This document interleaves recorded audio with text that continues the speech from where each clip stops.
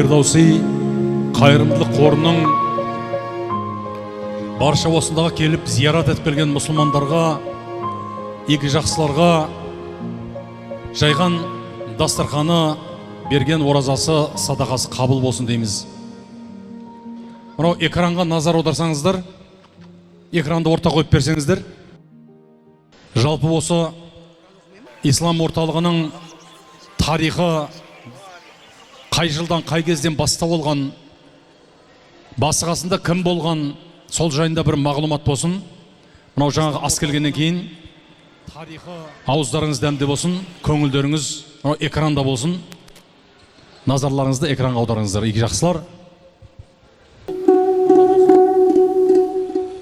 Құрметті қонақтар, бүгінгі осы салтанатты жиынымызға Қазақстан мұсылмандар діни басқармасының төрағасы басшымыз Бейбіт Саркеев қатысып отыр, облыс имамы қатысып отыр, аудан әкімі Сейтепбаев Нұрлан ағамыз қатысып отыр.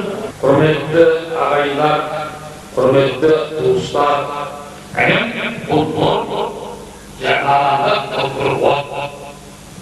Демек, ең базиямыз нұр болады да, наданда жүрген жерде от болады деген сөз. Міне бүгінгі ілім ордасы, болашақ тәрбиелейтін мынау медресеге ашу үшін көптеген халық бас қосып отырмыз. Ертең ол мүмкін инженер болар, мүмкін ол экономист болар, мүмкін ол ұшқыш болар, бірақ иманды болсын. Иманды болсын. Сондықтан осы бастан осы істі бастадық па?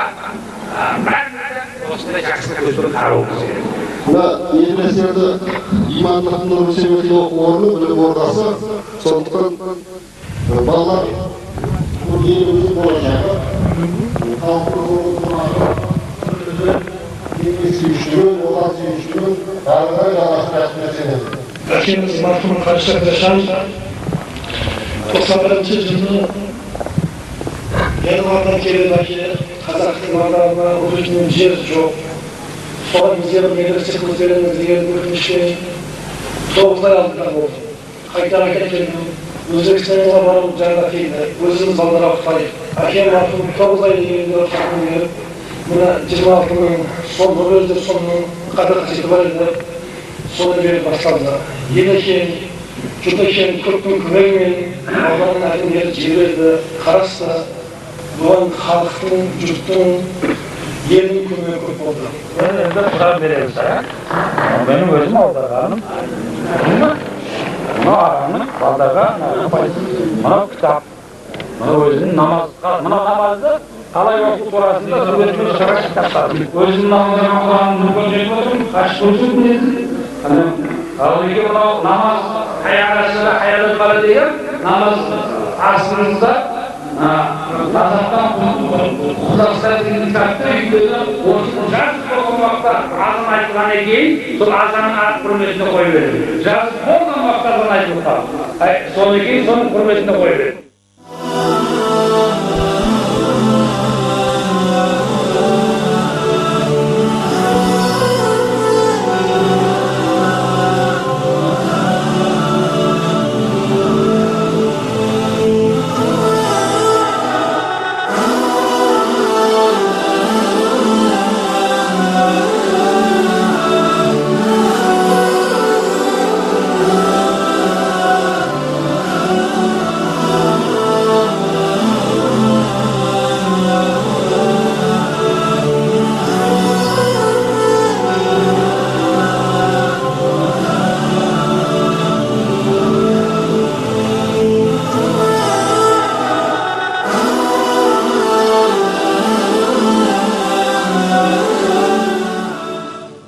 Biz bütün demanda оқыта бергенбіз, қыздарды да көп оқытқанбыз. Бірақ олардың біреуіне бір тиын алмағанбыз. Әкеміздің бір шарты болады. Тегін оқысаң, ауқаты тегін болса, жатар жері тегін болса, салып берейін дейді. Сонда жарайды дейді. Бұл қиын болады дейді. Медресе бұл мешіт емес саған дейді.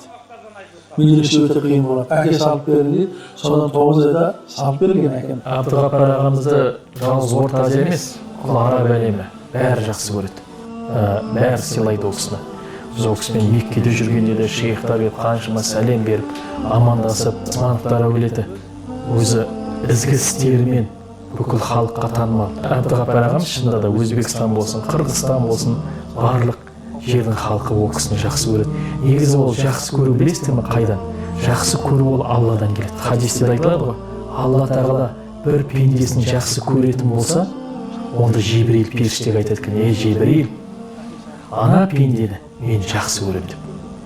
Енді Жебірейіл періште, енді бүкіл періштелердің басшысы ғой, сансыз миллиардтаған бүкіл періштелер шақырып алады.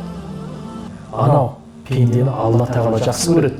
Ол пендені мен де жақсы көремін, сендер де оны жақсы көріңдер дейді. Сонда оны бүкіл періштелер жақсы көреді. Енді бүкіл періштелер аспан әлемін жақсы көргеннен кейін халықтар да сол адамды жақсы көретін болады. Сондықтан да Әбдіғапар ағамызды жақсы көріп отқан халықтың ол сонау Алла тағала жақсы көргеннен кейін бүкіл халық жақсы көріп тұрғаны сол себепті. Сондықтан да ол жақсы көру ол екі адамның, үш адамның арасындағы емес, жоғарыдағы Алла тағала тарапынан шешіліп отырған сондай бір жақсы көру. Сондықтан да Әбдіғапар ағамызды Алла жақсы көргеннен кейін, періштелер жақсы көргеннен кейін, әлбетте бүкіл халық та ол кісіні жақсы көретін болады.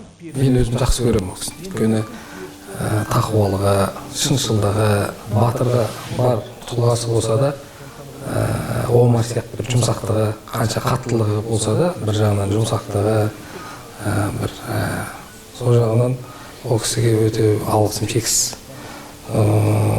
Әрине бұл Оға ағамызға да үлкен сынақтар болды. Інісі бір емес екіншісі кетіп қалды.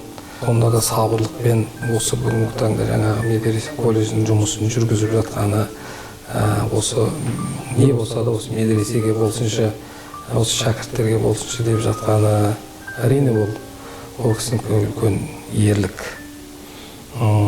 Бүгін қайта жағдай жақсы ғой, бірақ кешегі 90-шы жылдардағы сол медресені ол кісілер алып жүруі, елдің бір отбасын асырай алмай отырған кезде бір азаматтар бір-екі баласымен бір әйелін асырай алмай сол кезде ажырасып тастап кетіп жатқандар көп болды. Сондай қиын заманда сол медресені бүгінгі күнге жеткізу, ол енді екінің бірінің қолынан келмейді.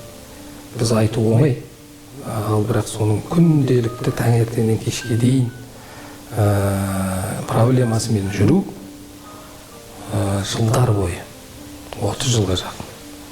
Ол енді оңай нәрсе емес. Оған табандылық керек, имандылық керек. Сондықтан ол ағамызға алғысым шексіз. Қазақстан қоғамымызда халқымызға қалай Құран қызметін етсек, қалай исламды күшейтсек, қалай пайғамбар сүннет амалдарын орындасақ, қалай осы Қазақстандағы мұсылмандардың бірлігін ынтымақ алып келсек, тек осы мәселеде осы бір алдындағы мақсат. Неге біздің қоғамда бүткіл мамандықтар көп қой. Біз дінтанушылар, ислам танушылар мамандығын, жалпы иманды кадрларды көбейтсек, соның баса ұрып, үлкен армандар ойнады. Құдасына докторлықты қорғап алсақ, құдасы Нұрмаракта университетте барып қызмет атқарсақ, өзіміздің түсетін ертеңгі мықты ислам ғалымдар болса, деген сондай армандар болады. Анау Алпатыда 12 этажды медресені салдық. Материалын әкем алып берді. Қалған осы 84 көшіп болмасам, осы ауылдың балдарын бәрін оқыттым, соған шыққан 30 жамаат қалды. Сол 30 жігітпен осы медресені салып бітірдік ағайындар. Мақсатымыз не? Мақсатымыз Қазақстанды бір қылу. Егеменді елдің еңсесін мықты қылу. Ол үшін ұстаз біреу болу керек. Біздің халқымыз бөлінген емес. Неге? Барлығы Әбу Ханифа мазхабында болған. Сол сияқты мына орталық Әбу Ханифа мазхабында оқылатын. Муфтияттың қарамағында, мемлекеттің контролында болу үшін бұл жерде үлкен бір орталық болғаны сол. 20 адам оқса, бәрінің пікірі бір болса, бәрінің мақсаты бір болса, бәріне елім, дінім, жерім дейтін асыл азаматтар шығарам деген бір үміт. Қазір екеуміз мініп келе жатқан қайықтың өзі ақылы. Осы мешітке келген қонақтардың, отбасымен қыдырғысы келген адамдардың осы жерге қайыққа мінгісі келетіні анық. Бүкіл жағдай жасалған. Бұл жерден түсетін табыстың өзі осы медресеге бөлінеді. Сенесің осы қайықтың өзінен бір айда 700-800 мың теңгедей табыс түседі. Мысалы жаңа өзіңе көрсеткендей Зәкәрия шатыры, асханалар, жан жағындағы дүкендер және арнайы балық орталығы ашылған. Сол жерден түскен табыс 100% осы медресенің шәкірттеріне, құрылысына, жаңағыдай жәрдемақы ұстаздарға, мұқтаждардың көмегіне тиесілі болмақ. Шетел сияқты, Сенесің бе? Азияда жоқ сияқты мынандай жер, Дәл айтасың. Бұндай медресе, бұндай мешіт Орта Азияда жоқ. Ең үлкен, ең биік мұнара, ең жағдай жасалған керемет жер.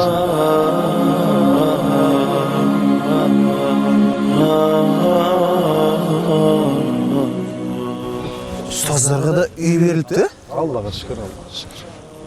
Жалпы деймін да, халық жаңа садақа берген кезде енді ой бір ғой, Алланың разылығын алсақ, жолымыз ашылса деген ниетпен береді.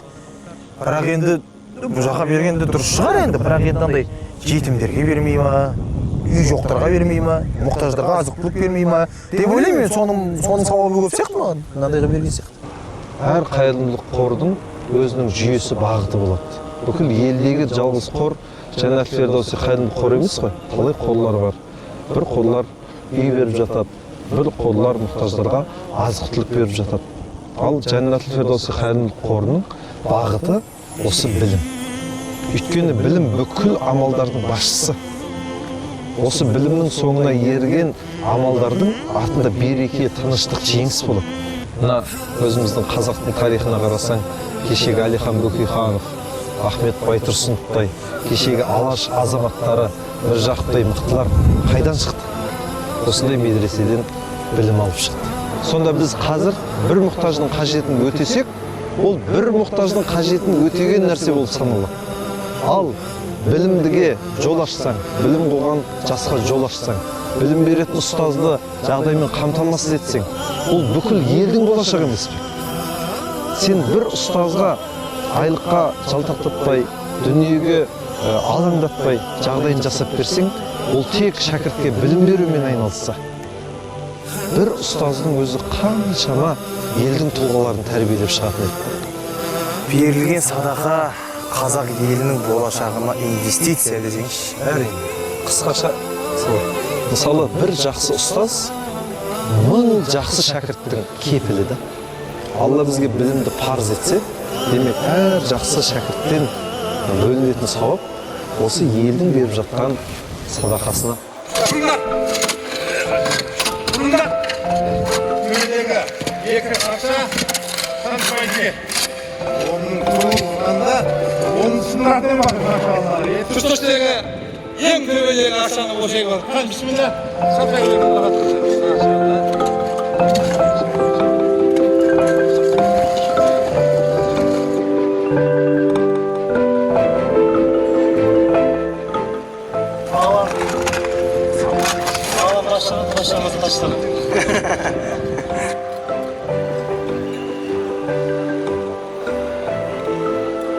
Білегіне қуат берсін, беліне қуат берсін, қалпына иман берсін, барлық уақытта Қазақстанның бүкіл әлемде Олимпиадада келбесін. Аллаху акбар. Сарыағаш ауданында Абдуғаппар Абдужаппар ұстаздың медресесіне болашақ медресе болатындай осындай бау-бақшасына келіп отырмыз. Жалпы исі қазақ мұсылман исі қазақтың осы жерге келіп әр тал егіп соған себепші болады деген ойдамын.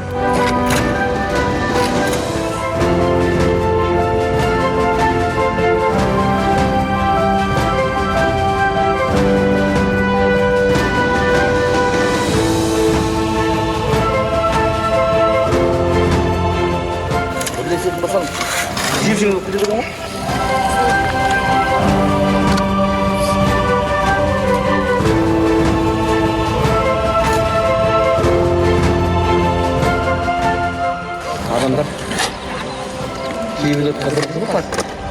Ана қарашы жатыр. Ағаш отырғызып, сауапты жерге келіп, қандай керемет та. Жақсы жігіттер көріп деген болып жатыр да.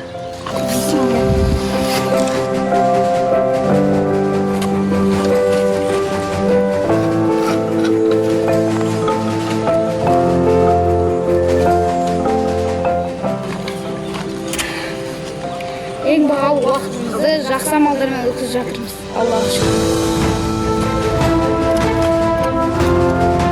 Бұл мен үшін тарихи күн. Ілім үйреттіңіз ба? Сізге бұл дүниеден өткізсеңіз сауап жетеді, бірақ осы жердегі адамдар ол неларды пайдаланатындар. Абжаппар аға, Абсаттар ағамыз, Абдуғаппар ағамыз кетті міне, оның ол дүниеде иншалла оған сауап кетіп жатыр. Бұл жерде адамдар неларды пайдалана береді.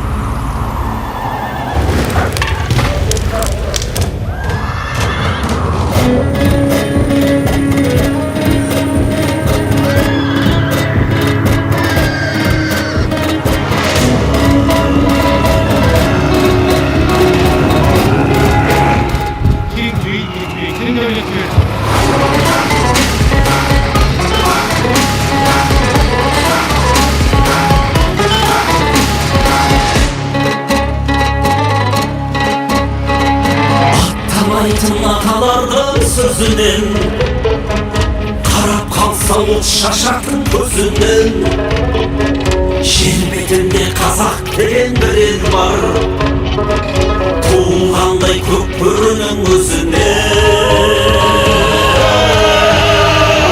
Odur türün babası Jandan kımbat babası Gelip жатыр kazaklar Bölünmeyden arası Kalbin жазған заңдарын Болған баны қандар Келіп жатыр қазақтар Жол беріңдер хандар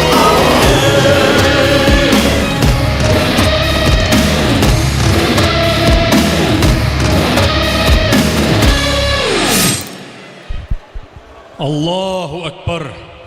Осы ұлы істерді бастап жүрген алдыңғы буын ағаларымыздың соңынан ерген бүгінде кеше 5-6-10 шақтадан болса бүгінде мыңға 10 мың 100 мыңға айналған елдің игі жақсылары жақсы жайсаңдары осы істе Әбжаппар ұстазымыздан бастап жалпы Смановтар әулетінен бастап баршаңыздың үлестеріңіз бар.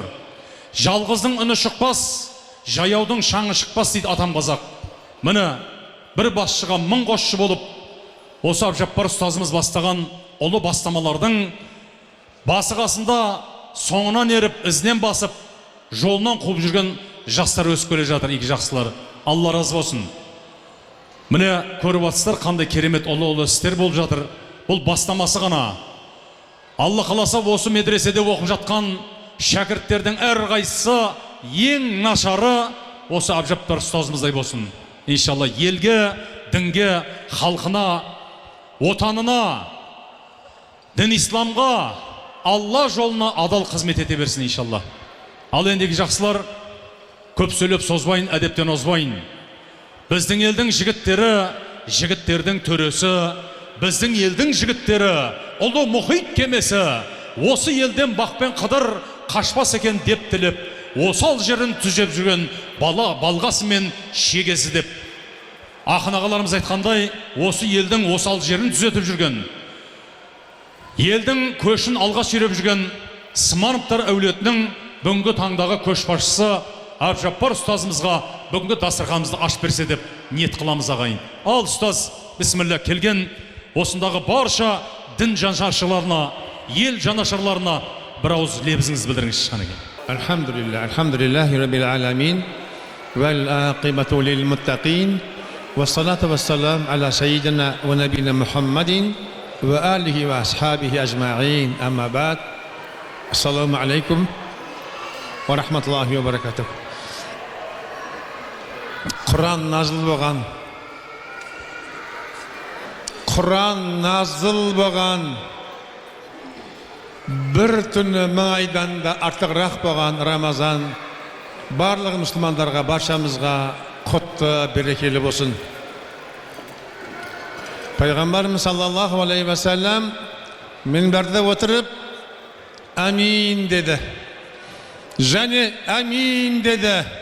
Jani amin dedi. Sahabalar ya Resulullah nege amin dediniz degende Peygamberimiz Muhammed Mustafa sallallahu aleyhi ve sellem kazdırmagan Cebrail geldi. Cebrail perişte geldi. Ata anası bolup onun hizmetin kılıp batasın amagan perzentlerдің mangdayı jerişkesin degende amin деп ayttım deydi. Hürmetli Müslümanlar, kimnin ata anası bolsa onun kıblası var.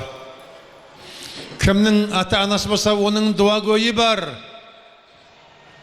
Hizmetlerin kılayık. Köbrak hizmetlerini kılayık.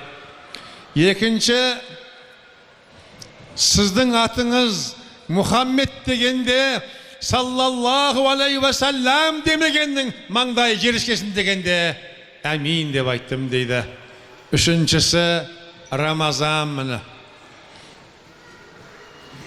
Ramazanda Kur'an okup, zikir kılıp, haramdan közlerin tiyip, haramdan kulakların tiymagandar, kulçuluk kılmagandar karang. Oraza bulmagandardın mangdayı jerişkesin degende amin деп ayttım deydi.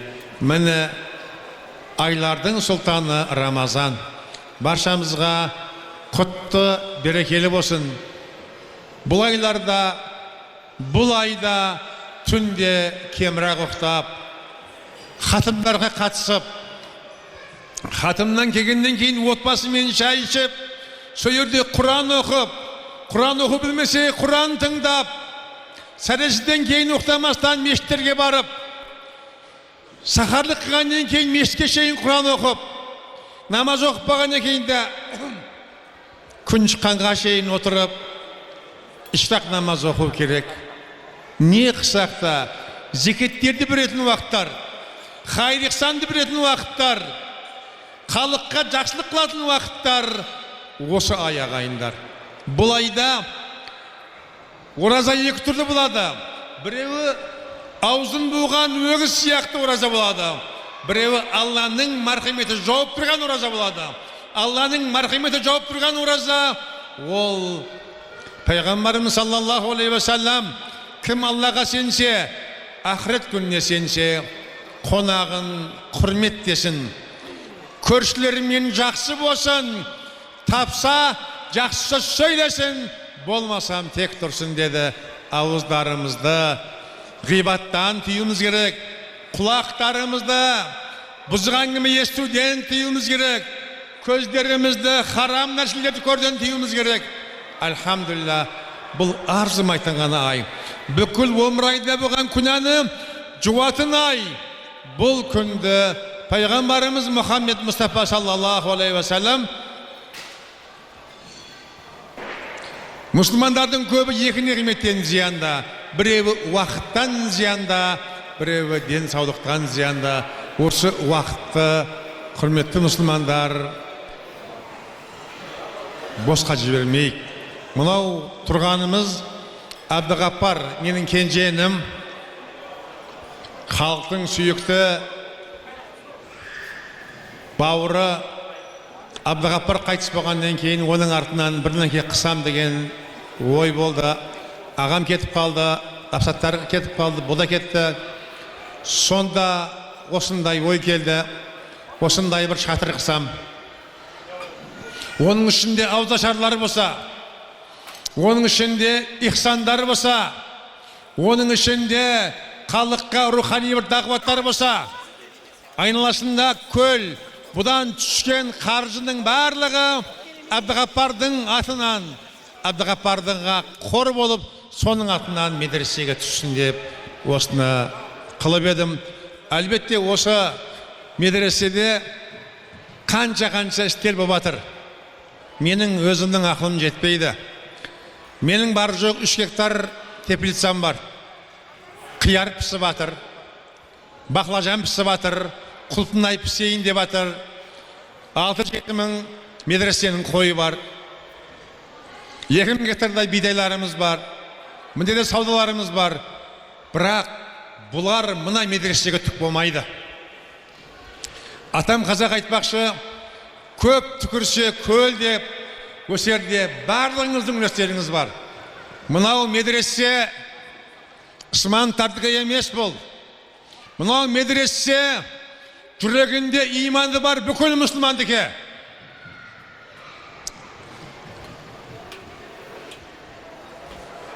1917 жылы оқу корпусты бітіргенде біраз қарыз болып қалдым. Осындай Рамазанда умраға барам деп ниет қойғанмын. Хайрулла Матчанға паспортын беріп қойғанмын. Медресе оқу корпус ашылды. Ашылғаннан кейін неше жүз мыңдай қаржы қойған екенмін. Умраға баруға жағдай жоқ. Түнгі тахаджуд намазымда, ей Раббым, мен сенің рахметіңнен үміт қылып, Рамазан айында умраға барам деп ниет қылып едім. Сен құдіреттісің ғой, сен бәріне қадірсің ғой, менің жағдайымды сен көріп тұрсың ғой. Сенің құдіретіңе бұлар түк емес қой, деп түнімен тахаджуд намазы болып шықтым. Хайруллаға айттым, Хайрулла бөле қапа болмаңыз, мен умраға баруға менің жағдайым жоқ, қарыз болып қалдым дедім. Сөйтсем, альхамдулилля, халқым бар екен, елім бар екен. Неше жігіттердің бәрі сізді біз алып барамыз деді. Біз алып барамыз деді. Асқар деген Қыпшақтың жігіті қанша мешіттерге жәрдем берген. Сол жігіт тұрып, сіз осыны бастағандан бастап жеңгем екеуіңізге мен ниет қылып қойғанмын, үлкен қажылыққа да, кіші қажылыққа да деп қараңыздар. Енді Астана арқылы ұшайын деп атсам, Дінмұхаммед балам, әзір колледждің директоры, Азіретте ұстаз еді, Азірет мешітінде. Бір жас келіншек келіп жылап, мен 100 мың беруім керек еді, басы жаққа беріп қойдым деп $70,000 беріп кетті. Бір қазақтың қаракөз қызы, иманы кәміл қызы, енді умраға барып итикафты қылып келсем, қарыздардың бәрі біткен, ақшаның бәрі жиылып қапты. Осы істерді кейін сол халықтың ақшасымен істеп жатырмыз. Альхамдулилля, көп түкірші көлдеген иннамал амалы бинния. Өсерге біз 100,000 адам оқитын, 100,000 адам оқитын үлкен бір орда қыламыз деп жатырмыз. Осы жерге 20,000 адамдық ген пландар сызылып қойылған. Жақсылыққа жарысыңдар дейді. Кім жақсылыққа жарысам десе, альхамдулилля, мына жігіттер малымен де жанымен де қызмет қылып жатыр. Адамдар неге мұнша адам медресеге керек дейді. Медресе не үшін керек дейді. Медресе не үшін керек? Пайғамбарымыз Мұхаммед Мұстафа саллаллаху алейхи вассалам қиямет күні Алла тағаланың көлеңкесінен басқа көлеңке жоқ жерде Алла субханаху ва тағала 7 тайпа адамға өз көлеңкесінен орын береді дейді. Соның біріншісі кім? Біріншісі кім? Әділ басшы ғой. Көрдіңіздер ме медресе не үшін керек екендігін? Әділ болу үшін оған не керек? Ол дінді білу керек, ол ақыретті білу керек, ол Құранды білу керек. Оны қайдан біледі? Оны осы медресе тәлім береді. Машалла, бәріңізге рахмет, субханалла, келгендеріңізге. Мен субханалла, бұдан онша хабарым жоқ еді. Батиха Нұрболаттар, ауызшар болады деп еді. Жаңа келіп атсам, жамағаттарды көріп, сондай көзім қуанды, көңілім қуанды, машалла. Барлықтарыңыздың Алла субханаху ва тағала қадамдарыңызға хасанаттар берсін. Үйлеріңізге берекеттер берсін. Отбасыларыңызға хидаят берсін. Мына Рамазанда дуалар қабыл болатын айда жүректеріңізде не армандарыңызды Алла тағала артығымен берсін. Раббым, осы Сарыағаш оқу орнына Жәннәтіл Фирдаусиді армандап, қанша мұсылмандар тілімен, қолымен, пулымен, малымен, күш қуатымен жәрдем беріп жатыр. Сенің дініңе жәрдем бергендерге жәрдем бер. Сенің дініңді қуаттағандарды қуатта. Сенің дініңе тосқынды қылмақшы болғандарға, олар да мұсылман перзенттері, оларға да хидаят бер, оларға да тура жол бер. Раббым сонша жерден осы медресеге Жәннәтул Фирдауси ауызашар қылып жатыр деп келгендердің қадамдарына хасанаттар бер. Қадамдарына хасанаттар, үйлердің берекеттер, отбасына хидаят бер, кең пейіл бер, кетпейтін дәулет бер, дертке шифа бер, екі дүниенің жақсылығын бер. Сенің жолында қызмет қылатын ғұмыр, ұрпақ, мал мүлік, денсаулық бер. Бұл құтты күндерді баршамызға құтты берекелі қыл. Өткендерімізді рахметің ал. Өткендеріміздің қабырларын жәннаттың бақшыларынан бір бақша қыл. Аллаху акбар. Ассаламу Алла разы болсын. Енді мынау мен қолымда бір пакет жеп жеңіл ғана. Өте жеңіл. Бірақ ақыретте амал тарасын ауыр басатын пакет мына пакет. Осы пакеттің ішінде Жәннәтул Фирдауси қорының намаз оқу тәртібімен кестесі бар. Сосын ас ішкенде, ас ішіп болғаннан кейін немесе үлкен бір істі бастарда оқылатын дұғалар жинағы бар ішінде, дұғалар бар. Бұл енді бұлай қарасаң болмайтын бір жеңіл қағаз сияқты, бірақ одағы жазылған өте маңызды, мағыналы көлік дұғасы бар.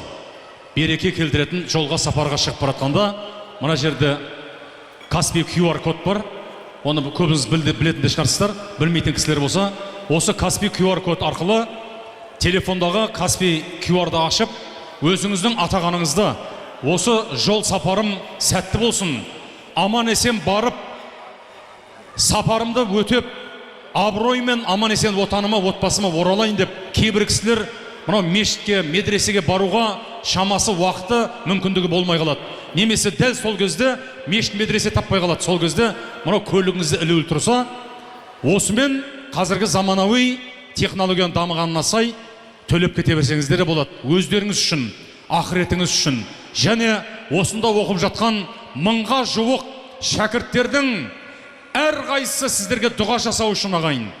Сіздердің осы сапарда, осы өмірде аман есен болуларыңыз үшін, әрбір кәсіптеріңе Алла мол нәсіп беру үшін, осы Алланың нұры жауып тұрған Сарыағаш медресе колледжінің шәкірттерінің игілігіне, жалпы елдің игілігіне жұмсалады ағайын.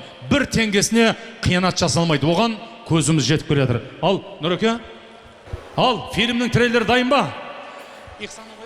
Ал, олай болса жаңа ғана өзіміз айтқан Ихсан фильмінің Смановтар әулеті жайында түсірілген трейлері қарсы алыңыздар, қабыл алыңыздар.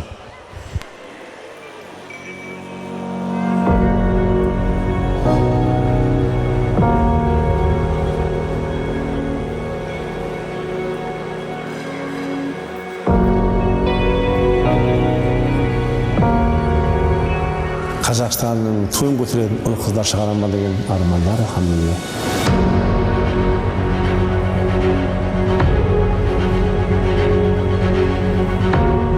Енді үшінші арманым балдар иншалла осы жерде әрі ғалым, әрі қари болып, Қазақстанның туын әлемге, олимпиадаға иншалла, Қазақстан туын көтергізсе иншалла, Қазақстанның гимнін салынса, енді өзімде қатай қалдым, мен 60-ға толдым иншалла.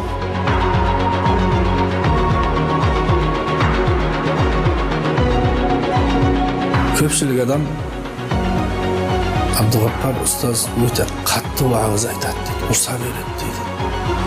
Содан күндердің күнінде бірін сұрадық. Әке, неге сіз өйтіп айтасыз десе, балам, мен жәннатқа кіруді қалаймын. Бірақ басқа да мұсылмандардың жәннатқа кіруін қалаймын. Мен ол адамдарға жаным ашығандықтан айтамын. Жаным ашығандықтан қатты айтамын дейді. Бұл енді халқымыздың абыройы емес па? Осынша істің болып жатқаны менен емес. Осынша істің болып жатқаны халқым бар екен, Алла тағалаға менің мадақтар айтамын иншалла.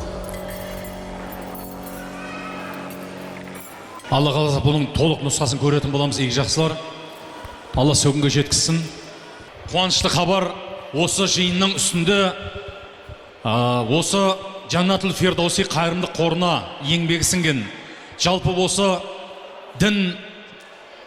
дінімізге, елімізге еңбегі сіңген мұсылман бауырларымызға 10 умра сапары тағайындалған ағайын.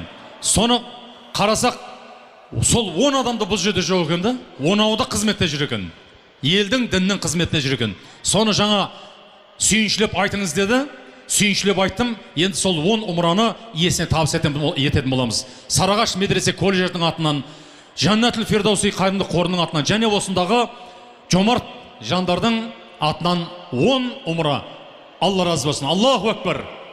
Осы жиынға бүгін хатым Құранның, жалпы Құранның бүгін хатым дұғасын алу үшін ұстазымыздың дұғасын алайықтағыны Біләл ұстазды ортаға шақырайық. Біләл ұстаз. أعوذ بالله من الشيطان الرجيم بسم الله الرحمن الرحيم آمن الرسول بما أنزل إليه من ربه والمؤمنون كل آمن بالله وملائكته وكتبه ورسله لا نفرق بين أحد من رسله وقالوا سمعنا وأطعنا غفرانك ربنا وإليك المصير لا يكلف الله نفسا إلا وسعها لها ما كسبت وعليها ما اكتسبت ربنا لا تؤاخذنا إن نسينا أو أخطأنا ربنا ولا تحمل علينا إصرا كما حملته على الذين من قبلنا ربنا ولا تحملنا ما لا طاقة لنا به واعف عنا واغفر لنا وارحمنا أنت مولانا فانصرنا على القوم الكافرين بسم الله الرحمن الرحيم قل هو الله أحد الله الصمد لم يلد ولم يولد ولم يكن له كفوا أحد بسم الله الرحمن الرحيم قل أعوذ برب الفلق من شر ما خلق ومن شر غاسق إذا وقب ومن شر النفاسات في العقد ومن شر حاسد إذا حسد بسم الله الرحمن الرحيم قل أعوذ برب الناس ملك الناس إله الناس من شر الوسواس الخناس الذي يوسوس في صدور الناس من الجنة والناس بسم الله الرحمن الرحيم الحمد لله رب العالمين الرحمن الرحيم مالك يوم الدين إياك نعبد وإياك نستعين اهدنا الصراط المستقيم صراط الذين أنعمت عليهم غير المغضوب عليهم ولا الضالين بسم الله الرحمن الرحيم ألف لام ميم الكتاب لا ريب فيه هدى للمتقين الذين يؤمنون بالغيب ويقيمون الصلاة ومما رزقناهم ينفقون والذين يؤمنون بما أنزل إليك وما أنزل من قبلك وبالآخرة هم يوقنون أولئك على هدى من ربهم وأولئك هم المفلحون صدق الله العظيم سبحان ربك رب العزة عما يصفون وسلام على المرسلين والحمد لله رب العالمين. Al Müslüman kavim, amin. Hatımның duasını ustazımızdan sұраймыз. Bismillah. آمين. اللهم انصر من نصر الإسلام وأيد من يد الدين واخذل من خذل الإسلام وكبت من عاد الدين فانصرنا للقوم الكافرين يا ربنا كريم دنيا حقنا هداية بر محمد أمتني هدايات نصرت birlikte birlik ber bizning Qozog'istonga hidayat nusrat birlikte birlik ber egemendi elimizдің еңсесін биік қыл iman men ынтымақпен биік қыл халқымызды 5 вақт намазда қайым оразада сайым iman İslam'da қадамдарын нық қыл жігіттерімізді иманды ар намысты әйел қыздарымызды иманды ар намысты ибалы қылдыр Сарыағаш оқу орнын қияметке шейін әлемге белгілі оқу орындарының бірегейі қылдыр жылда мың-мыңдаған ғалымдар мың-мыңдаған хафиздер әлемге танымал тұлғалар шығатын ең қайырлы мекеннің қайырлысы қылдыр Раббына Карим Сарыағаш оқу орнына қанша мұсылмандар қолымен, тілімен, малымен, жанымен жәрдем беріп жатыр. Жәрдем бергендерге жәрдем бер. Қуаттағандарды қуатта. Тосқынды қымақшы болған оларда сенің пенделерің. Оларға хидаят бер. Оларға тура жол бер. Раббына Карим Рамазан шәріпте отырмыз. Хатымның бүгін екіншісін оқымақшымыз. Раббым хатым Құранның сауаптарын артында іздеушілері бар. İzleyicileri жоқ, ғарим міскендердің барын Раббына Карим, Құран нұрымен қабырларын нұрландырғын. Раббына Карим, сенің рахметіңнен үміт қылып, Жаннатыл Фердаусиді армандаған әрбір мұсылманның өткендердің рахметің ал, малдарына, жандарына, имандарына, рызқы несібелеріне, денсаулықтарына берекеттер бер. Перзенттеріне перзент, бемарларына шипа бер, қарыздарларына нажат бер. Раббым, сен разы болған, сеннен разы болған. Сахабалардың жолынан жүруді баршамызға нәсіп ет. Раббым, ақырғы демімізде ла иляха иллаллах пен сенің алдыңа иманымызбен, намаз, ораза, зекеттерімізбен, хажылықтарымызбен баруда баршамызға өзің нәсіп қыл. Раббана ғфир лана зунубана ва исрафана фи амрина ва саббит ақдамана вансурна алал қаумил кафирин. Раббым қол жазып отқан барлық аузы берік бауырларымыздың, ораза болған бауырларымыздың Раббым қадамдарына хасанаттар бер. Қадамдарына хасанаттар бер. Отбасына берекет, хидаят бер.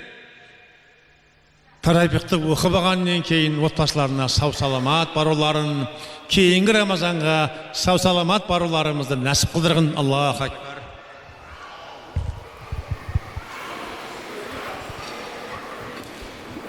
Ал, құрметті бауырлар, игі жақсылар, бүгін Жаннатул Фердауси қайырымдылық қорының ұйымдастыруымен жасаған осы ауызашарға бүгінгі игі істерге келіп қатысқандарыңыз үшін баршаңызға Алланың нұр жаусын.